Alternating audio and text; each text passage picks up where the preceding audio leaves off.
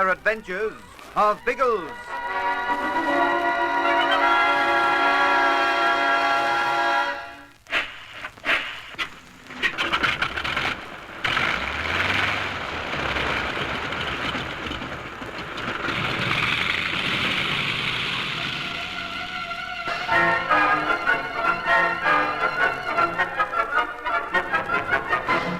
Flying south from Lanhu, Biggles and Bertie are surprised to see a group of modern buildings in the heart of the desert.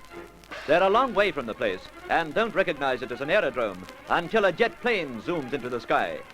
Apparently, the pilot doesn't see them, but Biggles veers at once to the east and drops closer to the ground for safety. He is worried about their own danger, but he'd be even more worried if he knew of the situation back at the oasis. After bringing in the stores, Ginge calls at the guest house to inquire about Algie. Anne Traves is sympathetic as she explains that Algie's broken rib may have injured him internally. Then it's really serious? It could be. But please don't worry too much about it.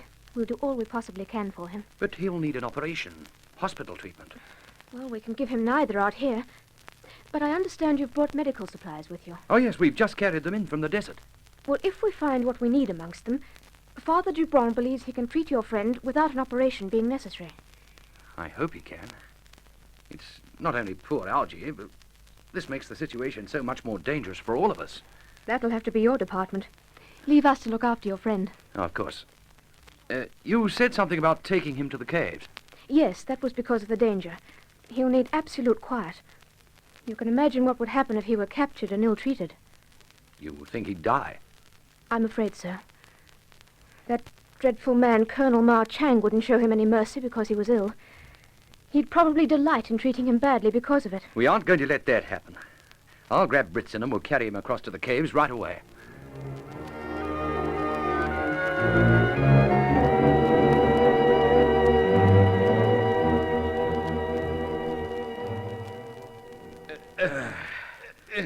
Thank you. He should be quite comfortable there.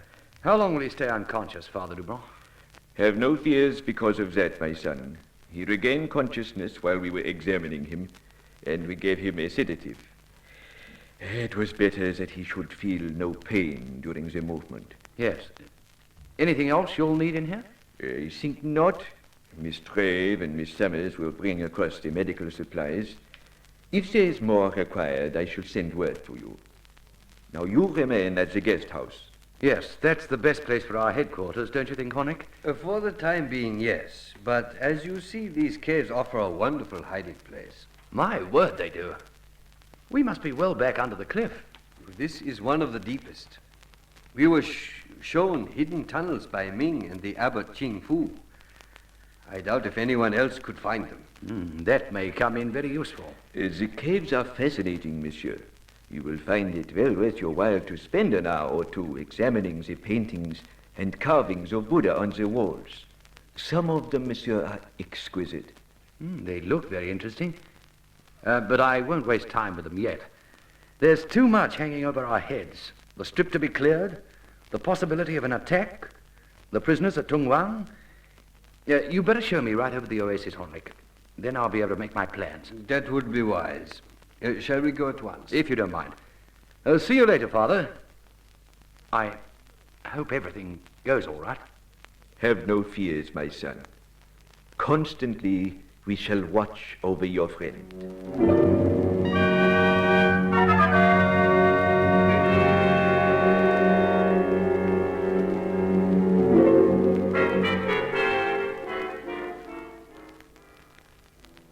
From here, you will gain a full impression of the oasis.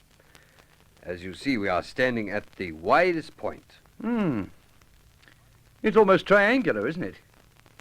The oasis stretching to its widest opposite the peak of the cliff and narrowing towards the ends. Well, that is the natural formation. Ah. You see, it is the cliff which has caused the oasis. It has protected this tiny corner of soil from the severities of climate which exist in these parts. If it weren't for the cliff, there would be no trees or grass here at all. The cliff, of course, and the river. Not much of a river. It's no more than a muddy creek. Well, at the moment, but during the rainy season it is quite deep. You will notice how it has cut into the earth. The water is at a much lower level than the ground on which we stand. Those fruit trees down there, did they grow naturally? Oh, no. The orchard and the vegetable gardens have been developed over hundreds of years by the Buddhist priests who acted as guardians of the shrine. The forerunners of Qing Fu and Ming. That bushy grass which is growing everywhere, and perhaps some of the trees, they are natural, but nothing else. And there's no shelter apart from the guest house and the caves? A mile or so out in the desert there is a small watchtower with a crypt beneath it. But here there is nothing else. What's the idea of the guest house? It makes you think of a holiday resort, doesn't it? Well, that was built by our good friend the Abbot Qing Fu. He used it to shelter wandering Buddhist pilgrims who came to pay homage at the shrine of the caves. I hope none of them come while we're here. They'd pretty soon spill the beans about us. Well, we have nothing to fear from them. Devout Buddhists have little love for the godless doctrine of communism. All the same, I hope we're left undisturbed for a week. We'd be better prepared. And what preparations do you suggest? Well, there isn't very much we can do. With some decent weapons, we could hold the place for a while, but as things are, we aren't exactly a strong fighting force. I'm afraid we missionaries are useless as fighting men. I think the caves will be our best bet. We'd better be prepared to dive into them at the first hint of danger. For that reason, we'll need a reserve supply of food up there. And then we'll have to post a lookout. If we all stay down in the valley, our enemies could be on us before we know anything about it. The two priests, Feng and Ming, will be happy to attend to that. Ah, yes, but I might have a job for one of them. Besides, sentry duty is very boring. Yes, I think it may be better to share it between us. However, we can work that out later. What is this job you have? I'm worried about the missionaries who are prisoners at Tungwang. It seems wrong that we should rescue you and leave them. Well, I too felt that, but what can we do? There are soldiers at Tunwang, and you may be sure that the tiger will have his prisoners well guarded. Yes, it was what you told me about this tiger bloke that made me decide we couldn't leave them there. He is a bad man, Colonel Ma Chang. And you say he indulges in choice little sports like torture and murder? Unfortunately, he does. He is that queer mixture one finds in modern China, a communist officer who retains the savagery of ancient times. Then we'll have to whip your pals away from him.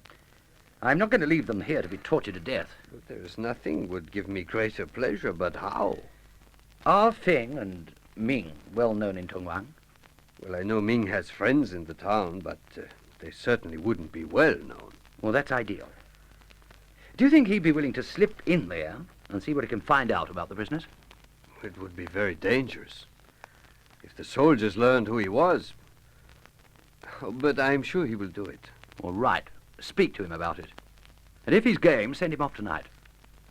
We'll decide what to do when he comes back with his information. You know, Ginger, you give me great confidence.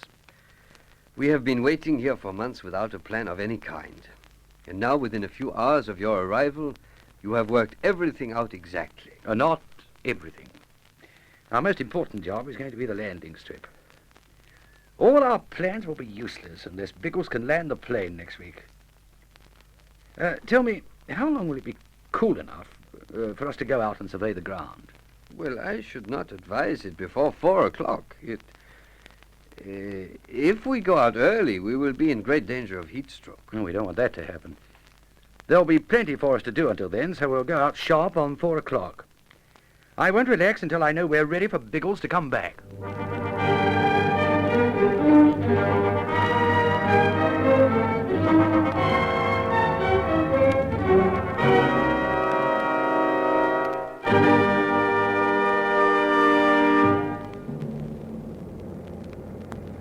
Don't you think we could burble upwards again, Biggles, old sausage?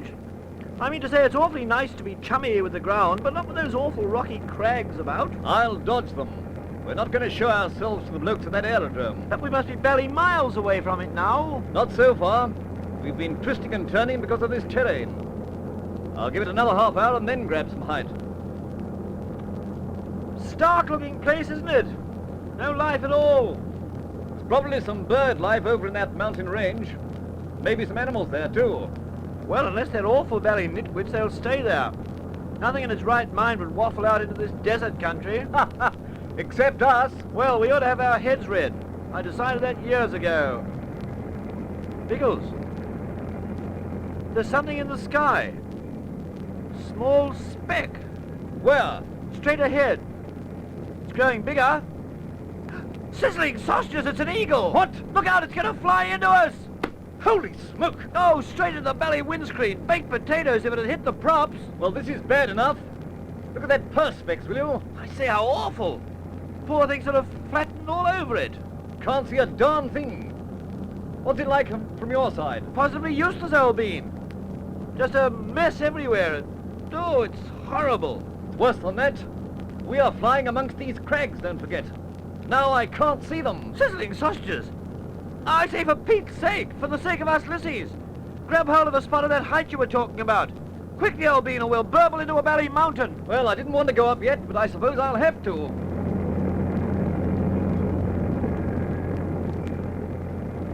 Whew, 1,000 feet. That's better. I don't think any of those crags are as high as this. Well, that doesn't make me relieved. I'm flying blind, completely blind. Well, then what'll we do? Baked potatoes, we can't burble over the Himalayas like this. There's only one thing we can possibly do, Bertie. Well, thank goodness you can think of it, old trout. The lissy minds are blank. We'll have to land. But we can't. Sizzling sausages you can't see, and there are all those belly crags about. Despite of all that, we'll have to go down. It's out of the question that we should attempt to fly blind from here to Pakistan.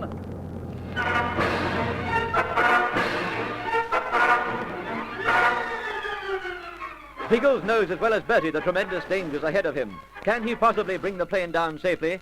If he doesn't, what will happen to the party at Nanhu? Don't miss the next thrilling chapter of The Air Adventures of Biggles.